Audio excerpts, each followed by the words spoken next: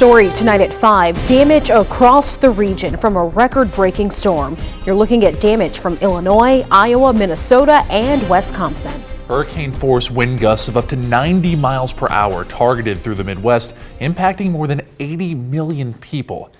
Here's a map to show you just how widespread the damage is.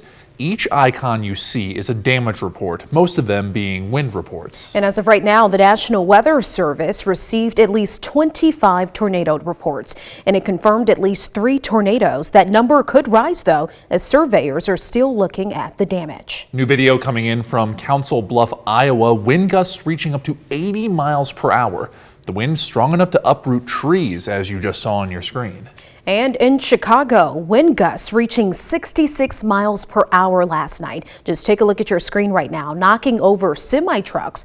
And can you imagine just how powerful those winds were to cause those trucks to flip over? We're also seeing the effect of the severe storms in south central Wisconsin. As fire crews were on the scene, we're hearing from a few residents there when the storm rolled through their neighborhoods. Basement. My mom was heating up some leftover ravioli when it happened, and so power went out, so we had to just run downstairs. It was really fast. A lot of work ahead of us on jobs. I don't know. I have to find time. We got one plow truck in here, the other plow truck's over there. They're buried. God knows if they'll even be able to get them out, salvage anything. And after sweeping through Iowa, the storms made their way here. That's right. You probably even felt the strong gusts if you went outside.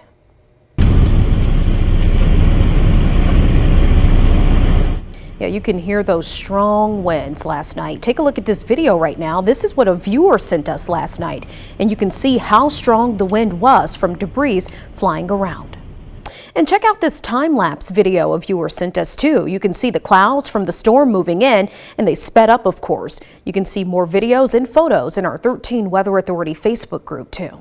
Let's take a look at power outages in northern Illinois. You can see outages across the state line area, but overall, impacts are at a minimum tonight, with about 1,500 people impacted across the state line.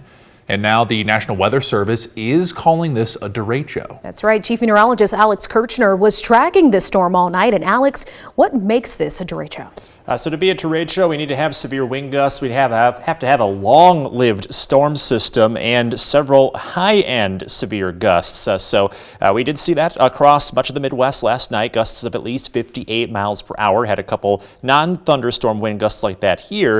And that damage swath must be about 250 miles or greater. So that did manage to hit Iowa for the most part with the derecho winds. And we definitely saw damage well over 250 miles and separate wind gusts of 75 miles per hour or greater within this line of storms. Had gusts up to 80, 90 miles per hour, so definitely checked off a lot of the boxes. Now, it managed to fizzle out as it got to the state line, so a lot of this occurred into Iowa, but we managed to get the leftovers of last night's derecho into our area locally. And as we saw last year and as of last night, those straight line wind gusts can cause extensive damage, rivaling low-end tornado strength, so you don't need a tornado to cause damage like we saw across the Midwest last night.